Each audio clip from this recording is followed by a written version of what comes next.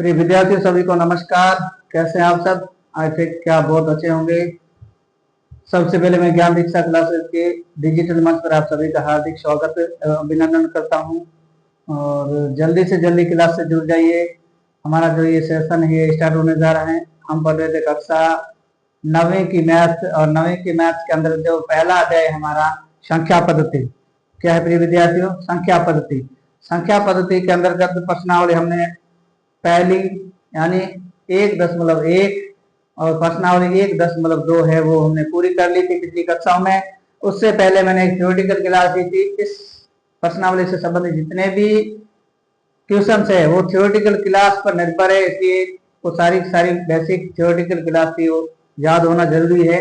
उसमें कई सारी डेफिनेशन मैंने लिखाई थी कि परिमेय संख्या पद्धति में परिमेय क्या होती है, पूर्ण पूर्ण अपूर्ण वगैरह जो भी चीजें मैंने लिखा रखी थी वो सारी चीजें इससे रिलेटेड है। और वो याद होगी तो क्वेश्चन आपका चुटकी में हल हो जाएगा। ठीक है, आज हम पढ़ेंगे प्रिय विद्यार्थी वो पढ़ेंगे प्रश्नावली 1.3। कौन सी प्रश्नावली 1.3 है उसका हम अध्ययन करने जा रहे हैं। इससे पहले जितना भी पढ़ा है उसमें कहीं भी किसी प्रकार की कोई दिक्कत हो तो आप मुझे बता सकते हैं, मैं उसका पूरा समाधान करने का प्रयास करूंगा। मैं कोशिश करूंगा कि आपको बेहतरीन से बेहतरीन कंटेंट के साथ पढ़ाऊं। ठीक है, उससे पहले कि आपने अभी तक चैनल को सब्सक्राइब नहीं किया तो सब्सक्राइब करके ऑल वाला बेल आइकन जरूर प्रेस करें, ताकि हर एक सूचना हर एक नोटिफिकेशन आपको समय पर मिलती जाए और आप इसका फायदा लेकर के जीवन में आगे बढ़ते रहें। चलिए, पहला क्वेश्चन क्या कह रहा है? प्रश्नावली 1.3 का पहला क्वेश्चन कह रहा है कि निम्नलिखित भिन्नों को दशमलव रूप में लिखिए और बताइए कि प्रत्येक का दशमलव प्रसार किस प्रकार का है। क्या कह रहा है पहला क्वेश्चन? पहला क्वेश्चन कह रहा है कुछ भिन्नें दे रखी है प्रिय विद्यार्थियों, और भिन्नों को क्या करना है? दशमलव प्रणाली में हल करना है। ठीक है, निम्नलिखित भिन्नों को, पहला क्वेश्चन है निम्नलिखित भिन्नों को दशमलव प्रणाली, निम्नलिखित भिन्नों को दशमलव प्रणाली या निम्नलिखित भिन्नों को दशमलव प्रणाली में प्रणाली या कोष्ठक रूप में लिखिए। ठीक है, लिखिए और बताइए। क्या बताना प्रिय विद्यार्थियों? और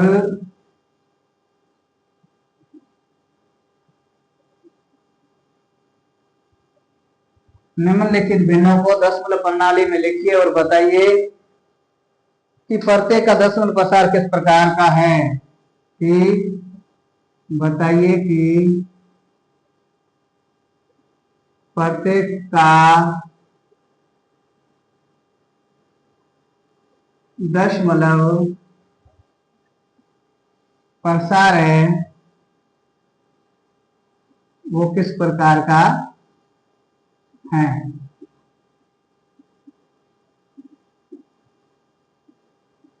यानी निम्नलिखित भिन्नों को दशमलव प्रणाली में लिखिए और बताइए कि प्रत्येक का दशमलव प्रसार किस प्रकार का है।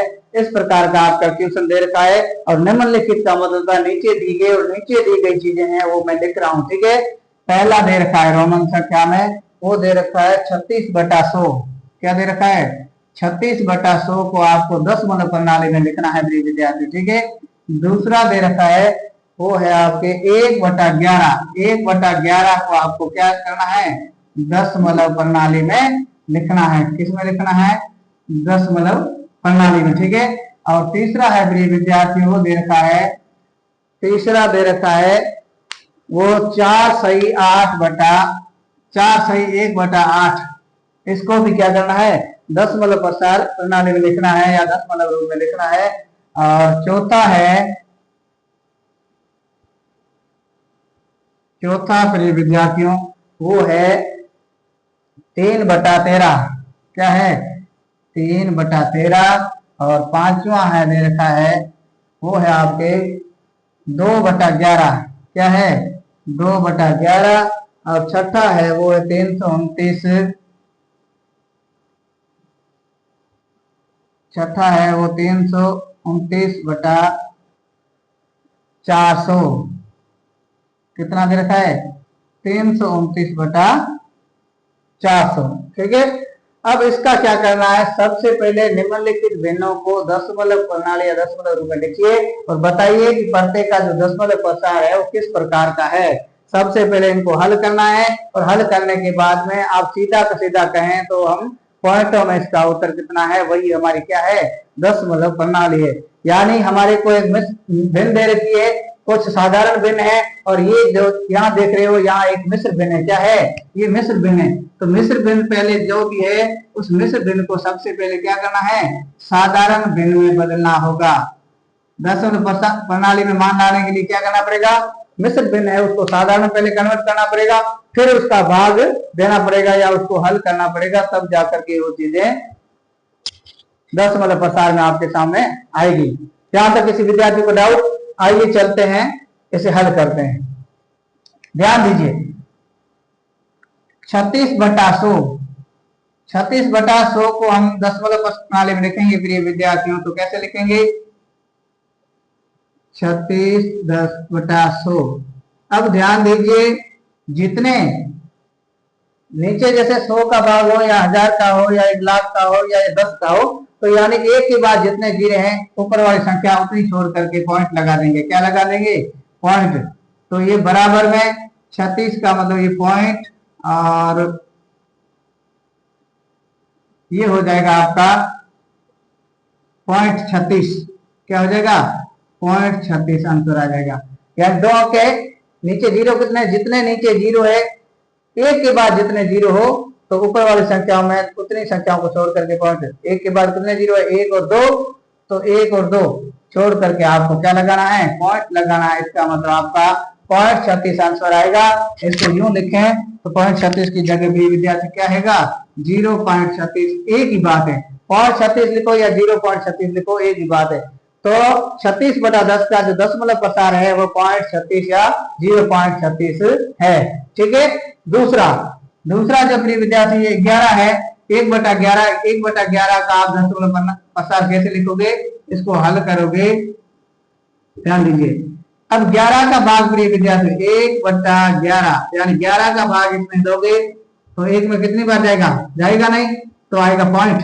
यहाँ हो गया 10 में भी जाएगा नहीं, यहाँ आएगा 0 और फिर हो जाएगा यहाँ 100 में से 11 का भाग जाएगा प्रिय विद्यार्थी हो जाएगा 11 90 99, पीछे बचेगा 1 और फिर आएगा वही 99। ठीक है, तो पॉइंट के बाद में 2 अंक आते हैं तो आपको वहां रुक जाना है। तो आप कह सकते हो यहाँ .09 यानी .09 है उसका आंसर। पॉइंट के बाद 2 अंक है, तीसरा अंक यदि लिखना भी जाओ तो इस प्रकार तीसरा अंक आएगा। इस प्रकार ये आगे से आगे चलता रहेगा। ठीक है, तो इस प्रकार आपका जो आंसर है वो प्रिय विद्यार्थी कितना आया 1/11 का आया .09। कितना आया प्रिय विद्यार्थियों .09 आया।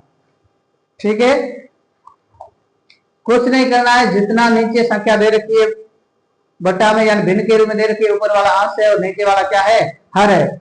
हर का अंश में से क्या देना है भाग देना है और भाग देने के बाद जितना भी भागफल आए वो हमारा दशमलव प्रसार में आए तो दशमलव में आंसर माना जाएगा। ठीक है,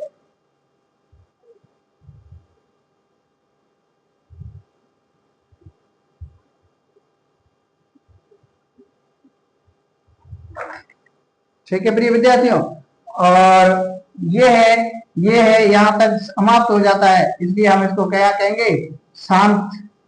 क्या कहेंगे शांत। क्यों, क्योंकि ये 36 के बाद में कोई अंक नहीं आएगा इसको हल करोगे तो। और आगे तो ये है, ये यहाँ पुनरावृत्ति होती है। क्या होती है पुनरावृत्ति होती है, इसलिए इसको हम लिखेंगे पुनरावृत्ति। क्या लिखेंगे पुनरावृत्ति। ठीक है, और तो इस प्रकार आपका जो आंसर है वो प्रिय विद्यार्थियों कितना आया, पहले का आया .36/100 का आया .36 और 1/11 का आया .09। ध्यान रखना पॉइंट के बाद ज्यादातर 2 डिजिट ही लेनी है। 2 डिजिट के बाद की जो है उसको वहां ज्यादातर लिखते नहीं है, लिखो तो कोई गलत नहीं माना जाएगा, लेकिन पॉइंट के बाद 2 डिजिट ही ज्यादातर काम में ली जाती है। ठीक है, ठीक है। तो ये है पुनरावृत्ति या अनवसानी पुनरावृत्ति। ठीक है, अनवसानी पुनरावृत्ति का मतलब होता है इस प्रकार की प्रोसेस जारी रहेगी आगे से आगे, point no no no no no इस प्रकार। ठीक है ना, आपको लेना है 2 अंक पॉइंट के बाद में, तो पॉइंट के बाद में 2 अंक, ये आपका क्या है, आंसर है विद्यार्थी। क्या है ये, आंसर है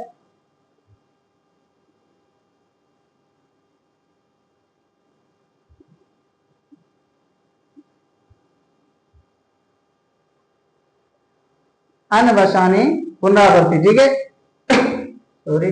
अब ध्यान दीजिए, तीसरा तीसरा आपका जो दे रखा है वो है भिन्न न लेकर के, क्या है, मिश्र भिन्न है। कैसी भिन्न है, मिश्र भिन्न। मिश्र को पहले साधारण भिन्न में बदलोगे, तो साधारण में बदलने के लिए क्या करना पड़ेगा, 8 को 4 से गुणा, 8 को 32, और 32 में से 1 जुड़ेगा प्रिय विद्यार्थी, तो हो जाएगा 33।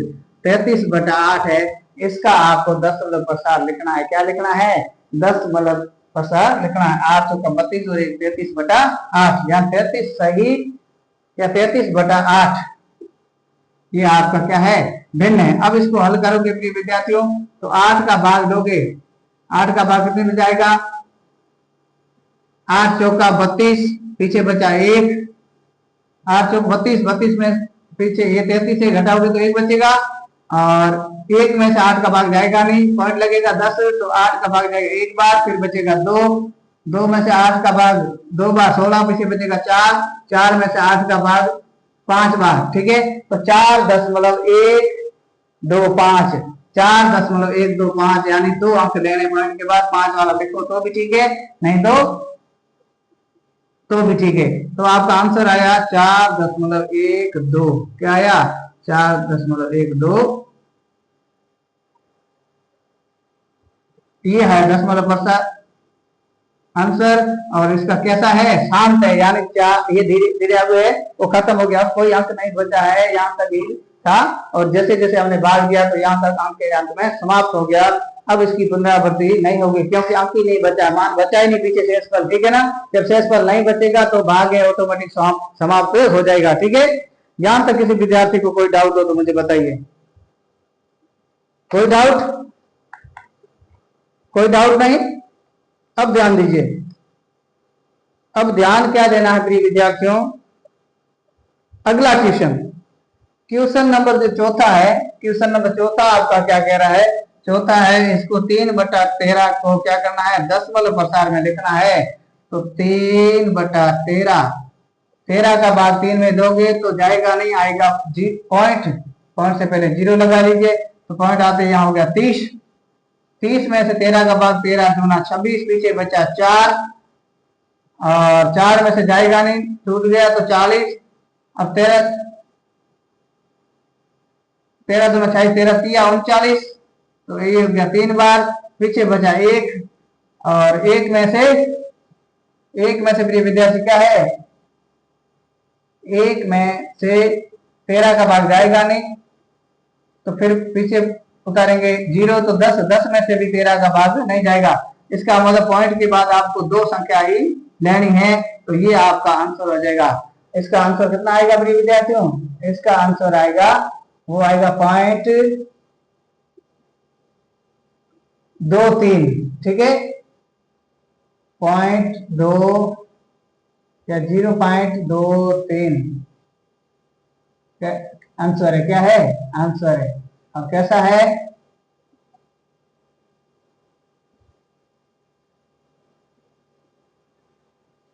कैसा है प्रिय विद्यार्थियों, ये अंक है वो प्रिय विद्यार्थियों आपका क्या हो रहा है, आगे से आगे शांत नहीं है, अशांत है। कैसा है, अशांत का मतलब आगे से आगे ये चलता ही जा रहा है। तो यहां तक किसी विद्यार्थी को कोई डाउट हो तो मुझे बताइए।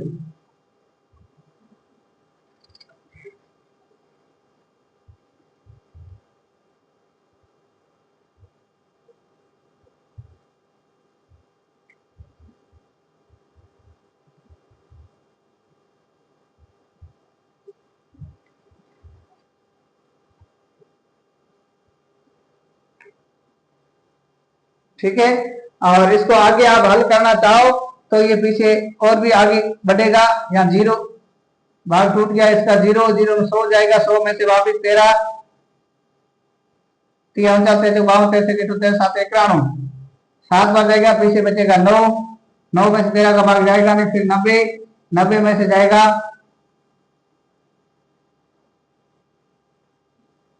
13 छक्के 78 6 बार, और 78 के बाद में बचेंगे 12 12 में से 13 का भाग जाएगा नहीं, 120 का 120 में से भाग जाएगा 13 का, 13 नमा 117, पीछे बचेंगे 3 और 3 में जाएगा नहीं तो 30, फिर जाएगा 13 तिया या 13 दूनी 26। तो इस प्रकार ये आपका मान बढ़ता जाएगा। लेकिन जनरली पॉइंट के बाद में वो क्या है, पॉइंट के बाद में 2 अंक ही लिखना है। क्या लिखना है, 2 अंक लिखना है। तो आपका आंसर बुक के हिसाब से देखो तो ये भी है और वैसे देखो तो ये सही है। और ये कैसा है, ये अवसानी पुनरावृत्ति है। क्या है प्रिय विद्यार्थियों, अवसानी पुनरावृत्ति है।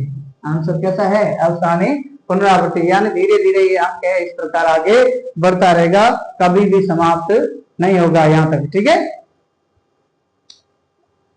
यहां तक किसी को दिक्कत। अब चौथा हो गया हमारा पांचवा क्वेश्चन। पांचवा क्वेश्चन है 2/11 को क्या करना है, 10 मूल पसार में लिखना है। 10 मूल पसार में लिखने के लिए प्रिय विद्यार्थी 2/11, 11 का भाग 2 में जाएगा नहीं, भाग टूट गया, यहाँ 0 लगेगा, 0 लगते यहाँ लगेगा प्रिय विद्यार्थी क्या 20 हो जाएगा, और 11 का भाग 20 में जाएगा, 11 एकम 11 11 दूनी 22, यानी एक बार, पीछे बचेगा 9 और फिर लगेगा 0, तो 11 का भाग 90 में जाएगा, 11 8 88, 11 8 88। ठीक है, और पीछे बचेगा 2 में से जाएगा नहीं, तो 11 एकम 11। तो इस प्रकार आप आगे देखोगे तो ये आगे से आगे मान है इस प्रकार बढ़ता रहेगा। ठीक है, और जैसे जैसे आगे बढ़ता रहेगा तो जनरली आपको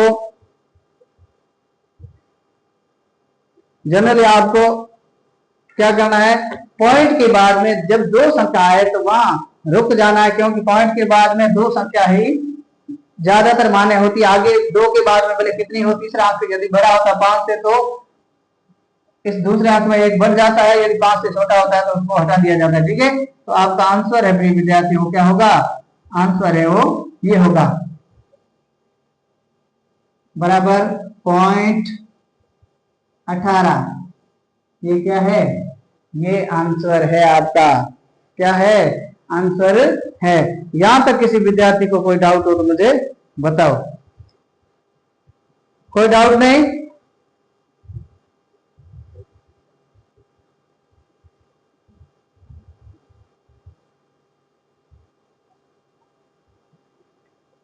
यानी ये अंक है आगे से आगे बढ़ता जाएगा, यानी कभी शांत नहीं होगा। इसलिए हम लिखेंगे क्या है, ये अनवसानी पुनरावृत्ति है। क्या है, अनवसानी पुनरावृत्ति है। ठीक है, और इस प्रकार आप लिखोगे। यहां तक कोई डाउट नहीं, चलते हैं 6ठे क्वेश्चन की ओर। पहले का जो 6ठा क्वेश्चन दे रखा है प्रिय विद्यार्थी, वो 6ठा क्वेश्चन क्या कह रहा है, आइए देखते हैं।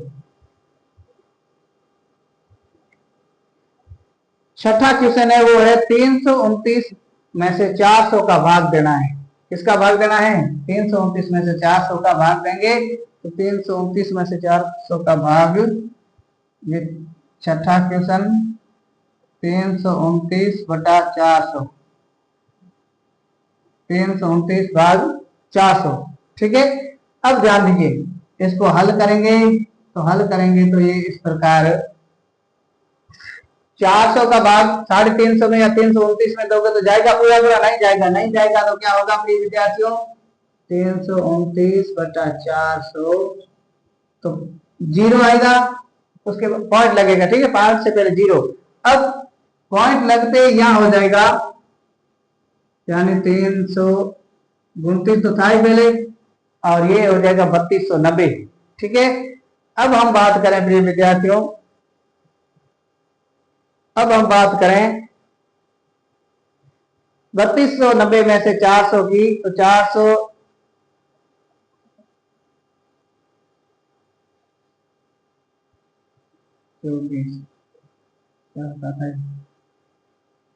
तो आ जाएगा ये भाग 7 बार।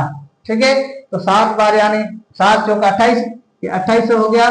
2800 इसमें से घटाओगे प्रिय विद्यार्थियों तो पीछे कितना बचेगा?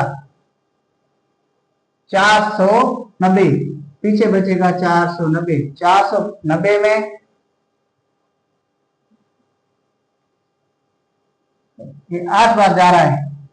ठीक है, 8 बार, 8 चौक 32, हाँ 8 बार भाग गया तो पीछे 3290 में से 3200 घटाओगे तो पीछे बचेगा 90। कितना बचेगा? 90। और आप देखो फिर 90 में से 400 का भाग जाएगा नहीं, इसका मतलब क्या होगा? इसका मतलब 0 1, 900 में 400 भाग जाएगा, 400 2 नहीं 800, पीछे बचेंगे 100, 100 में से जाएगा नहीं, 1000 में जाएगा 400 का भाग,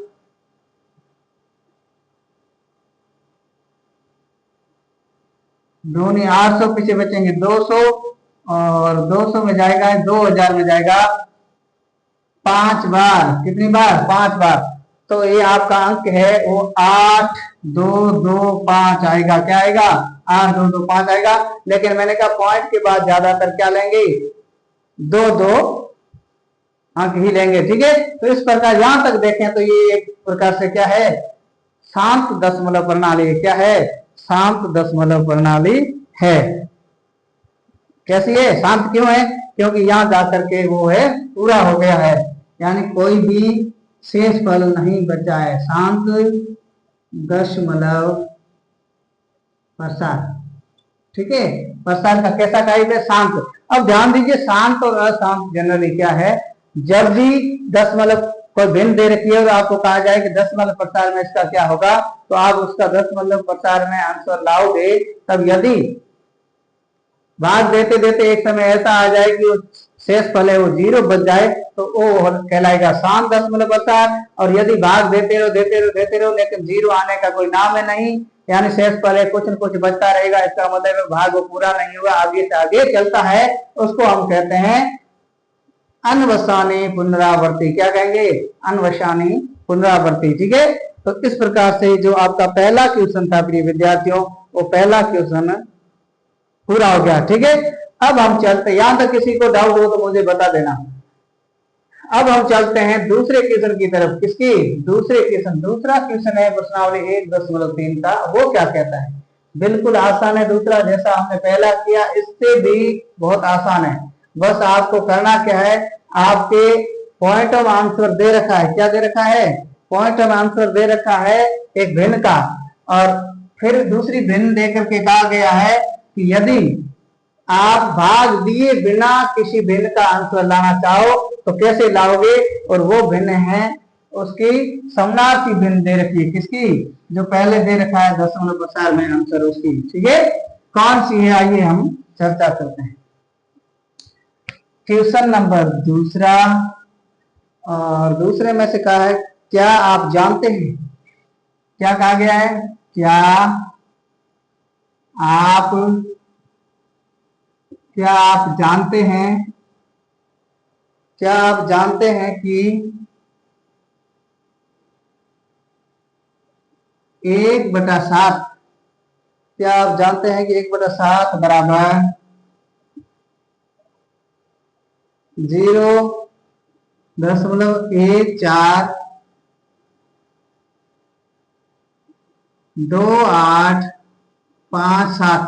ठीक है, क्या आप जानते हैं कि 1/7 बराबर 0.142857 है? ठीक है, वास्तव में है, फिर कहा है वास्तव में। क्या कहा है? वास्तव में, वास्तव में लंबा भाग दिए बिना, यानी भाग नहीं देना है, लंबा भाग दिए बिना, वास्तव में लंबा भाग दिए बिना, क्या आप यह बता सकते हैं दिए बिना क्या आप यह बता सकते हैं, क्या बताना है, लंबा भाग दिए बिना क्या आप यह बता सकते हैं कि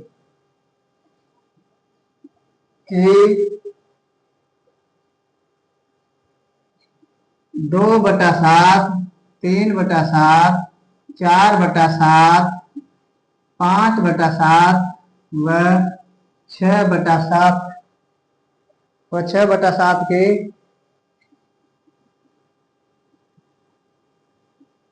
10 प्रसार, 6/7 के 10 प्रसार क्या है, क्या है। ठीक है, और फिर दे रखा है यदि हाँ तो कैसे। यदि बिना भाग दिए आप इसका 10 प्रसार बता सकते हैं तो कैसे है वो भी बताना है। ठीक है, यानी कि आप जानते हैं कि 1/7 बराबर 0.142857। ध्यान दीजिए, दशमलव के बाद में संख्याएं कभी भी साथ में नहीं बोलोगे 14, 28, 57 इस प्रकार। दशमलव के बाद में 14285 है इस प्रकार बोलोगे। और वास्तव में लंबा भाग दिए बिना क्या आप यह बता सकते हैं कि 2/7, 3/7, 4/7, 5/7 और 6/7 के 10 प्रसार क्या है, पहले तो ये बताना है। और यदि हाँ तो कैसे बताओगे, आपके पास और क्या तरीका है भाग दिए बिना ही आपका आंसर है इसका वो बता सकते हो। तो लिखेंगे, आप लिखोगे प्रिय विद्यार्थियों, क्या उत्तर में लिखोगे हाँ, उत्तर में लिखोगे हाँ, भाग दिए बिना निम्नलिखित, भाग दिए बिना निम्नलिखित दशमलव भिन्नों का प्रसार बता सकते हैं। हाँ, भाग दिए बिना निम्नलिखित भिन्नों का दशमलव प्रसार बता सकते हैं। कैसे, कैसे में लिखोगे कि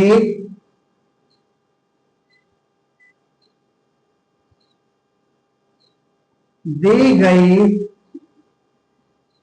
भिन्न के अंश से, भिन्न के अंश से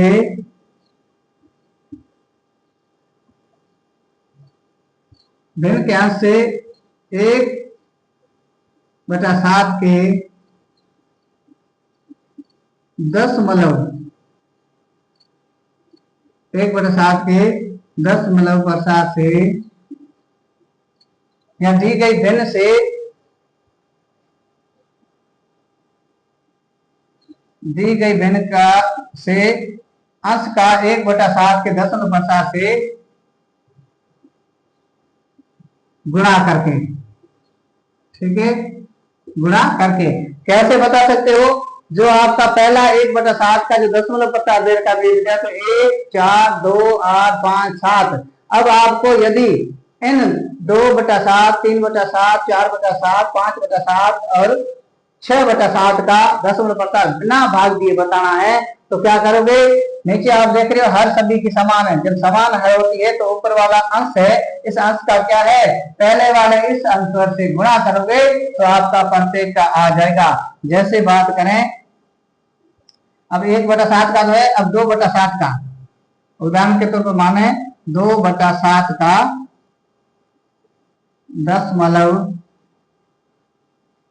प्रसार, 2/7 का दशमलव प्रसार बताना है तो 1/7 का कितना है, 1/7 का है विद्यार्थी वो है 0.142857। ठीक है, और इसका यदि आप इस 2 से गुणा करोगे तो आंसर आपका किसका आ जाएगा, तो आंसर आ जाएगा इसका। ठीक है, इसको गुणा करेंगे तो क्या हो जाएगा, 7 दूना 2 साता 14, 14 का चौका आंसर लगे 1, 2 5 10 और 1 11, 11 का एक आंसर लगे 1, 2 8 16, 16 और 1 17, 17 का साता आंसर लगे 1, और 2 2 4 और 1 ये हो जाएगा 5, 2 चौक 8 और 2 एकम 2 और इधर हो जाएगा 0 पॉइंट।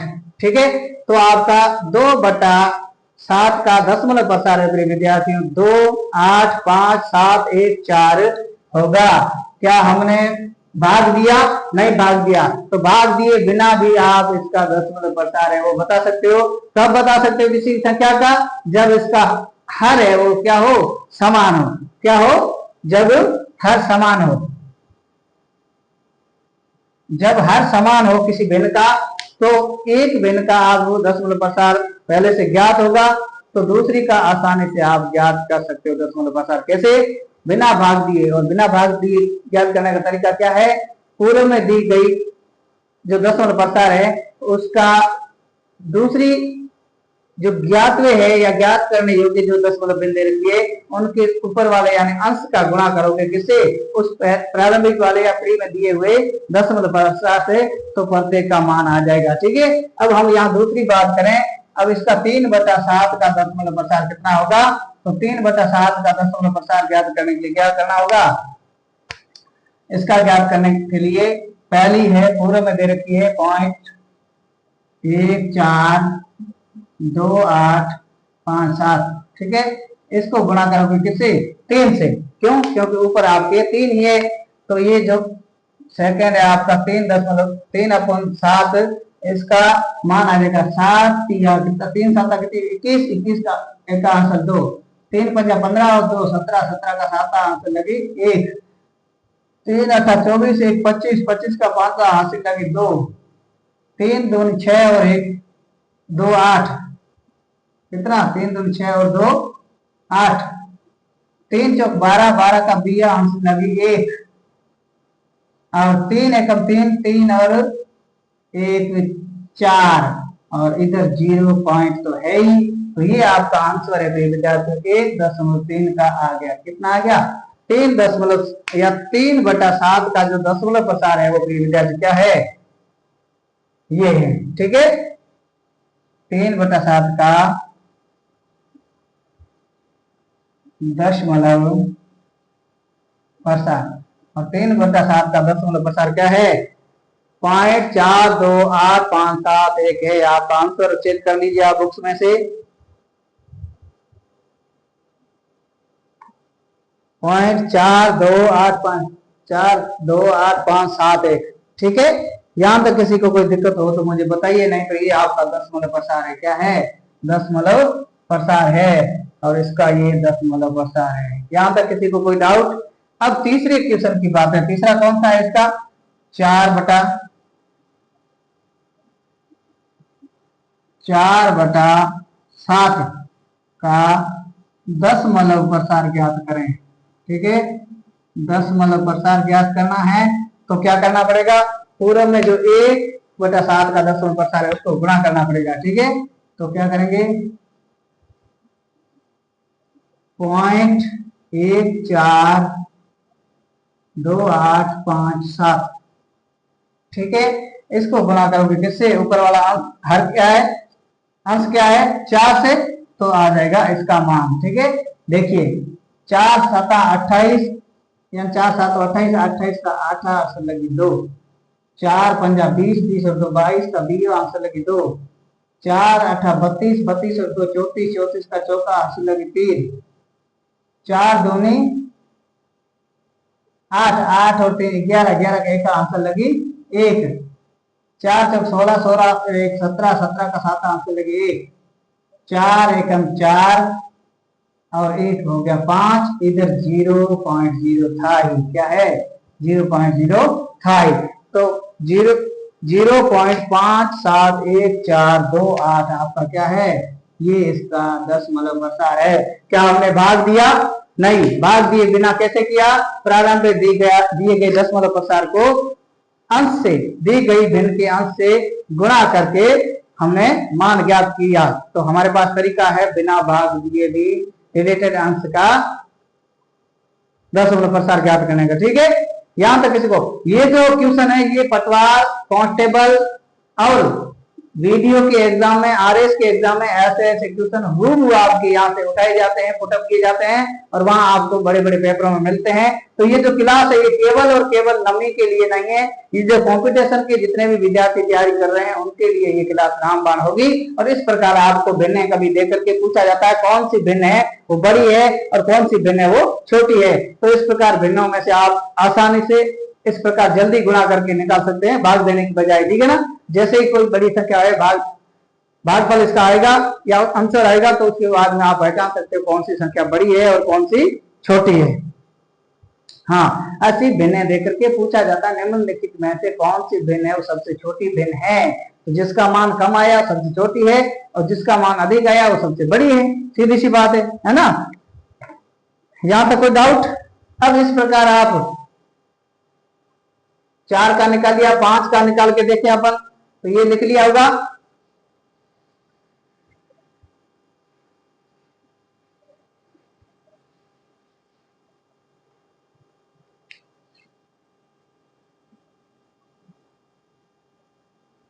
अब जैसे 5 का मान देखें, यानी 5/7 का दशमलव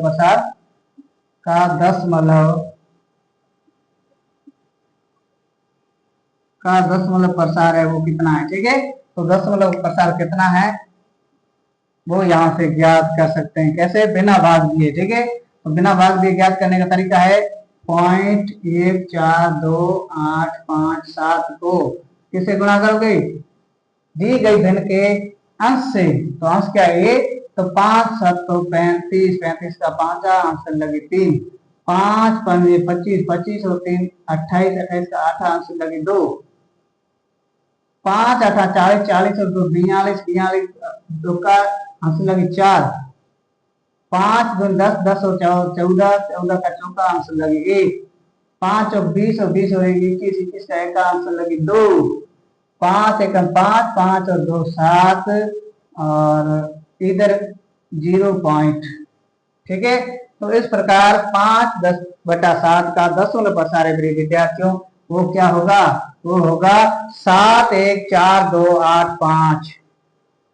ठीक, इसी प्रकार 6/7 का दशमलव प्रसार भी ज्ञात करना है। तो दशमलव प्रसार है वो क्या होगा? ध्यान दीजिए। ठीक है, तो इसके लिए भी प्रिय विद्यार्थियों है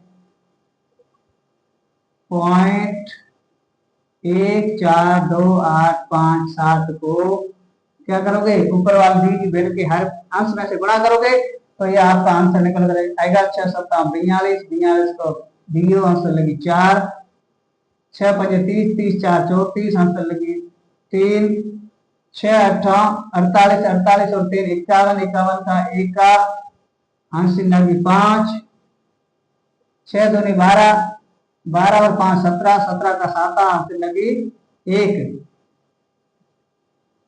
6 चौक 24, 24 और 1 25 आंसर लगी 2, 6 कम 6, 6 और 2 8 और ये हो जाएगा 0 पॉइंट। ठीक है, तो जो आपका आंसर है अपने विद्यार्थी दशमलव प्रसार में वो क्या आएगा? 85714। ध्यान रखना जो गुणा है ये गुणा सही करना है। गुणा करते वक्त कहीं गलती कर दी तो आपका आंसर गलत आ जाएगा। यदि गलती नहीं करोगे, ध्यान पूर्वक गुणा करोगे तो किसी भी प्रकार की कोई त्रुटि नहीं रहेगी आंसर में। आपकी बुक्स में देख लेते हैं इसका जो आंसर है वो कितना आ रहा है? 0.857 ये आंसर आपका एकदम क्या है? करेक्ट है। क्या है? करेक्ट है। ठीक है, तो यहां तक किसी विद्यार्थी को कोई डाउट हो तो मुझे बताइए। कोई डाउट नहीं? और इसमें संकेत में लिखा है 1/7 का मान ज्ञात करते समय शेष फलों का अध्ययन सावधानी से कीजिए। ठीक है ना?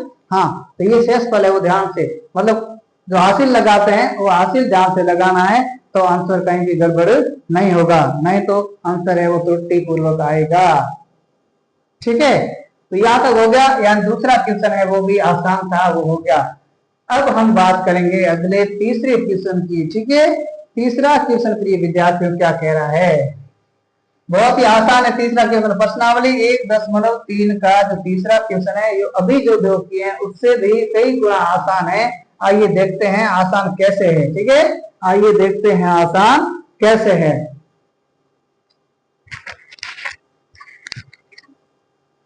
अब ध्यान दीजिए तीसरा क्वेश्चन क्या कह रहा है। तीसरा कह रहा है निम्नलिखित को पी क्यू के रूप में व्यक्त कीजिए जहां पी और क्यू पूर्णांक है। क्वेश्चन नंबर तीसरा, क्वेश्चन नंबर 3 क्या कह रहा है, निम्नलिखित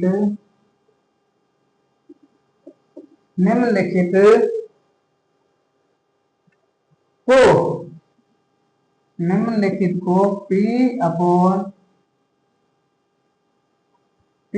Q के रूप में व्यक्त कीजिए। निम्नलिखित को P अपॉन Q के रूप में व्यक्त कीजिए जहां P और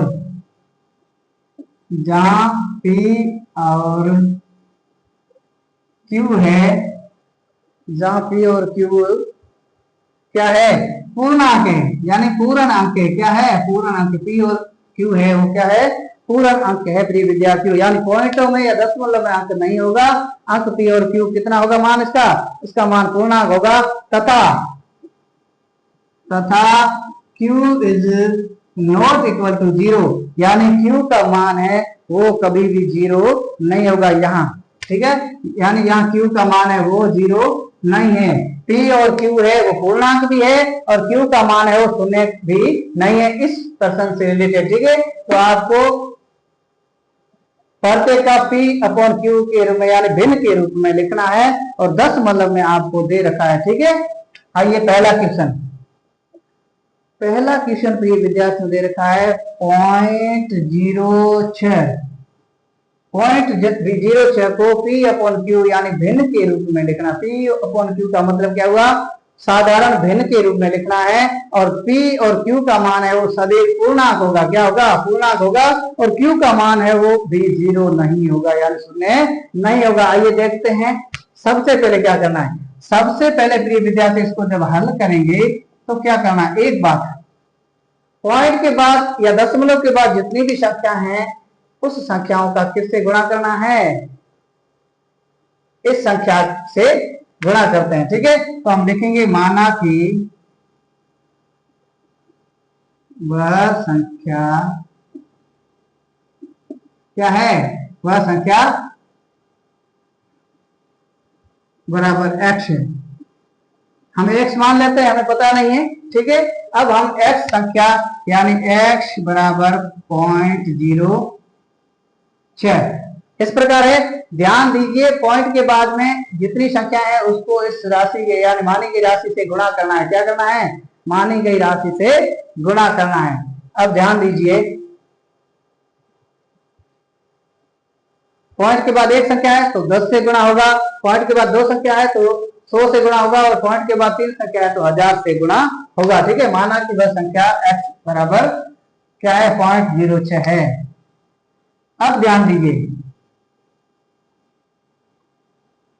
10 से गुणा करने पर, 10 से गुणा करेंगे तो क्या होगा, ये हो जाएगा 10x। ठीक है, बराबर 0.6 को गुणा करोगे प्रिय विद्यार्थियों तो कितना हो जाएगा, तो हो जाएगा प्रिय विद्यार्थियों ये 0.6 यानी 6 के बाद में 6 भी है। ठीक है ना, तो इसको गुणा करोगे 10 से तो हो जाएगा ये तो 10x का 10x बराबर में ये हो जाएगा 6.6। क्या हो जाएगा, 6.6। ठीक है, अब जो मूल संख्या थी उससे घटाने पर, ठीक है, इसको समीकरण नंबर 1 दे सकते हो और इसको समीकरण नंबर 2 दे सकते हो। ठीक है, अब लिखोगे समीकरण 1 को 2 में से घटाने पर, समीकरण इसलिए दिया कि समीकरण देकर के आप लिखोगे तो आपका समझने में आसान रहेगी। ठीक है, तो समीकरण एक क्या था, वो दो में से घटाना है, तो दो क्या है, दो है 10x, 10x में से एक, ये x से घटा दो, बराबर 6.6 है, इसमें से क्या घटाना है, 0.6 घटाना है, क्या घटाना है, 0.6, तो इधर बचेगा 10x में से एक गया 9x, इधर बचेगा प्रिय विद्यार्थी वो 6.6 में से 0.6 घटाओगे तो बचेगा 6, क्या बचेगा 6। अब प्रिय विद्यार्थी अभी आपको चाहिए x का मान या वैल्यू के रूप में लिखना है, तो 6/9 क्या हो जाएगा, 6/9, ठीक है। और इसको आगे हल करोगे तो 3 के पार से कटेगा भी, 3 दूनी 6, 3 तिया 9, फाइनल आंसर आपका ये हो जाएगा। और आपकी बुक्स में यहां तक दिया हुआ है तो ये आंसर हो जाएगा। देखते हैं बुक्स में क्या दे रखा है।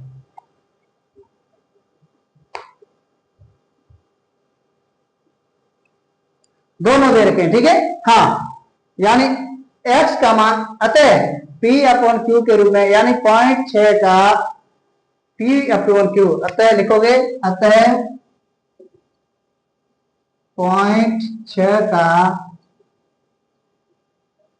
0.6 का P/Q रूप बराबर 9/6, सॉरी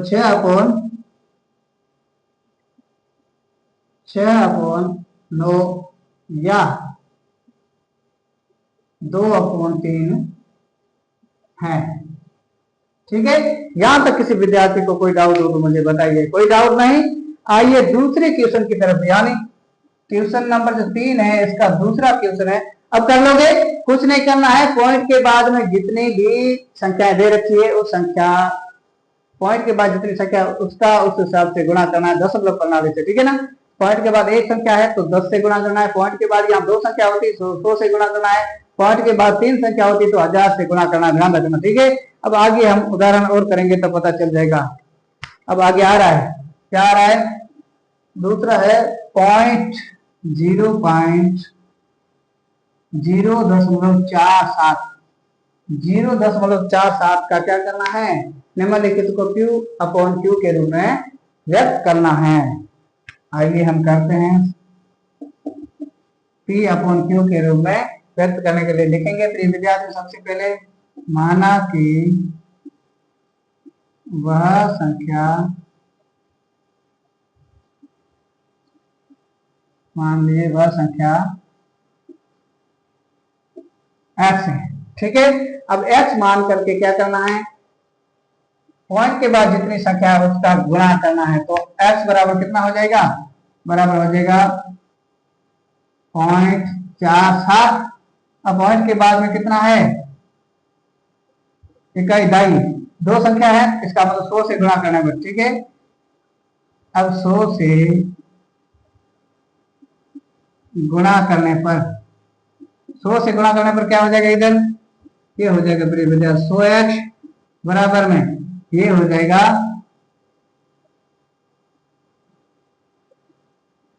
47, ये कितना हो जाएगा, 47 हो जाएगा। यहां तक किसी को दिक्कत प्रिय विद्यार्थियों,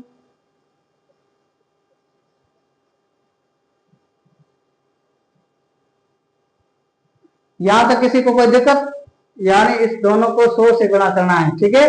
तो ये यहां इस प्रकार हो जाएगा, 47 को 100 से गुणा करोगे तो आ जाएगा कितना, 0.47 जगह केवल और केवल कितना आएगा, 47 आएगा, ध्यान दीजिए।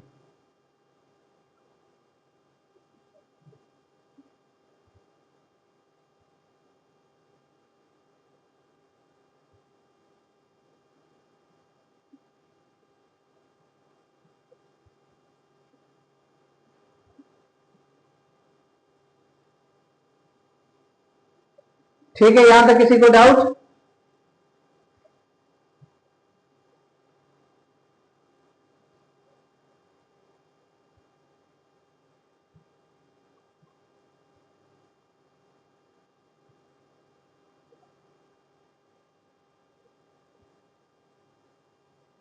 x बराबर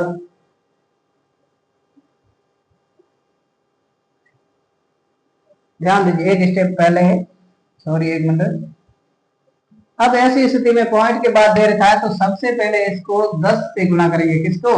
10 से। x माना है तो ये हो जाएगा प्रिय विद्यार्थियों 10x, ठीक है, बराबर इसको करेंगे हम 0.47 को 10 से, तो यहां तो आ जाएगा 10x बराबर ये हो जाएगा 4.7।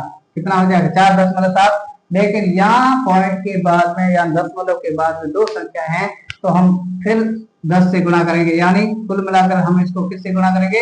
100 से। तो यहाँ ध्यान दीजिए 10 से और गुणा करेंगे तो ये हो जाएगा 100x, ठीक है। फिर से 10 से गुणा करने पर, ठीक है। अब ध्यान दीजिए ये हो जाएगा 100x और ये हो जाएगा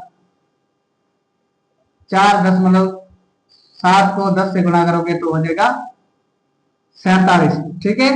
और ये हो जाएगा 47, तो इसको समीकरण नंबर आप क्या दे दो? 2, और इसको समीकरण नंबर दे दो 1, ठीक है। अब 2 में से 1 क्या करना है? घटाना है। क्या करना है? समीकरण 2 में से 1 को घटाने पर, 2 में से 1 को घटाने पर प्रिय विद्यार्थी क्या होगा? वो होगा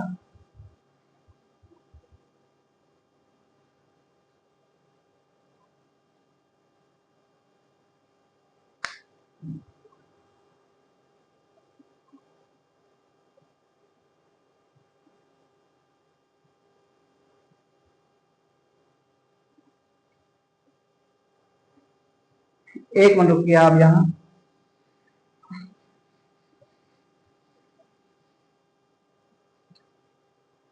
पॉइंट के बाद जितनी संख्या दे रखी होती है उसके हिसाब से एक है तो 10 से गुणा करना, 2 तो 100 से गुणा करना, 3 है तो 1000 से गुणा करना, ठीक है।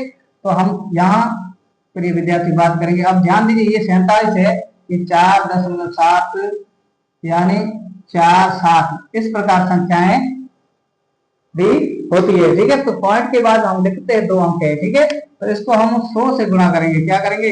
100 से गुणा करने पर, 100 से गुणा करने पर क्या होगा प्रिय विद्यार्थियों? मूल संख्या ये है, ठीक है। क्या है? ये, या 0.47 स्क्वायर, ठीक है। तो 100 से गुणा करोगे तो ये हो जाएगा प्रिय विद्यार्थियों 100x बराबर इसको गुणा करोगे तो ये हो जाएगा 47.47, ठीक है। और 47.47 है, इसको आप लिखोगे घटाने पर। क्या करोगे? अब घटाने पर, घटाने पर प्रिय विद्यार्थी घटाने पर क्या होगा? 100x माइनस ये हो जाएगा x, क्योंकि हमने संख्या मानी थी x, और बराबर में हो जाएगा 47.47 माइनस 0.47 माइनस 0.47। आपको पहले दे रखे यहाँ दी गई संख्या को किसमें घटाना है?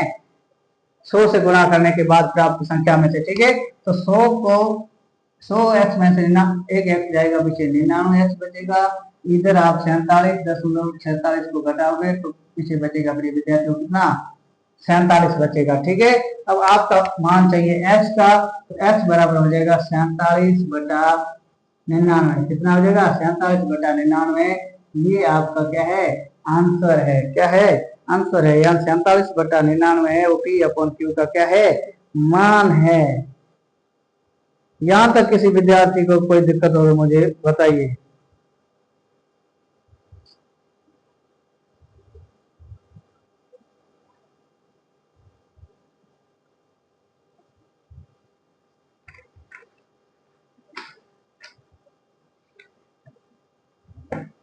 कोई डाउट है?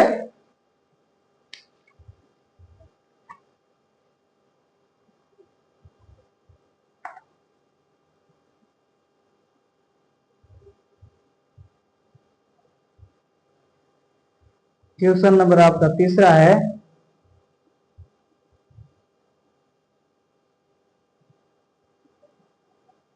बुक्स में आपके आंसर गलत दे रखा है, यहाँ आपका आंसर आएगा विद्यार्थी आएगा 47, 43 का कोई लेना देना नहीं, यहाँ 47 100, अच्छा 100 में से 47 जाएंगे 43।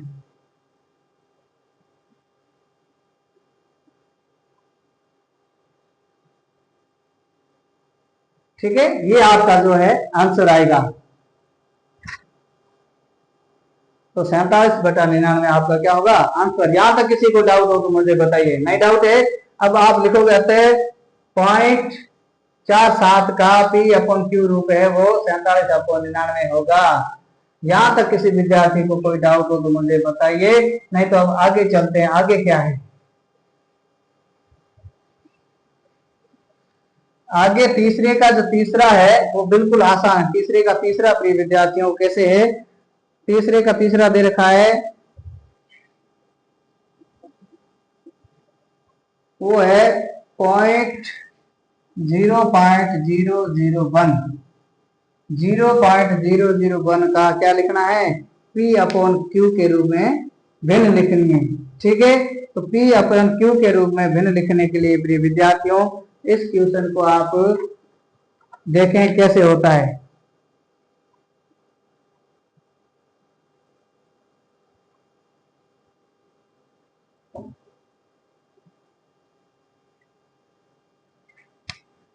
अब ध्यान दीजिए, इसको हल करने के लिए सबसे पहले मैंने कहा पॉइंट के बाद जितनी संख्या है उतनी इससे क्या करना है, पहले तो माननी है, माना कि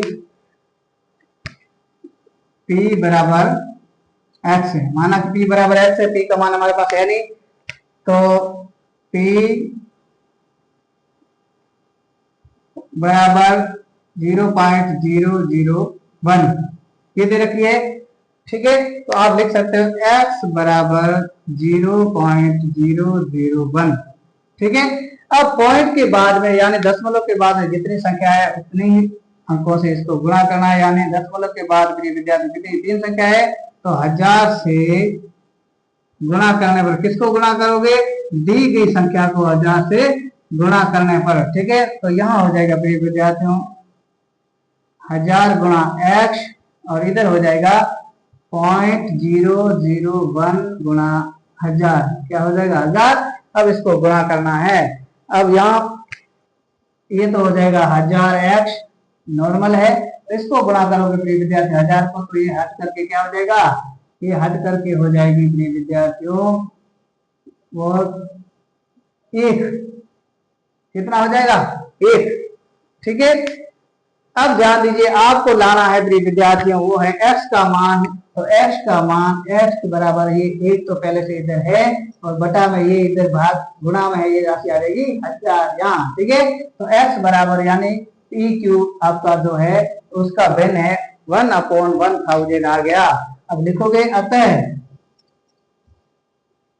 दी गई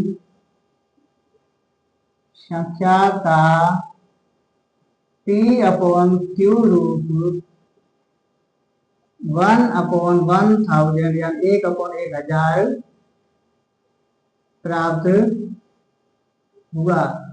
क्या हुआ, 1/1000 या 1/1000 प्राप्त हुआ। ठीक है, यहां तक किसी विद्यार्थी को कोई डाउट हो तो मुझे बताइए। बिल्कुल आसान है, ध्यान रखना ये है कि जब गुणा बाकी जोड़ भाग करो मैथ्स में तब इतनी सावधानी से करना है कि वहां कहीं गड़बड़ हो गई तो पूरा का पूरा आंसर है आपका गलत आ जाएगा।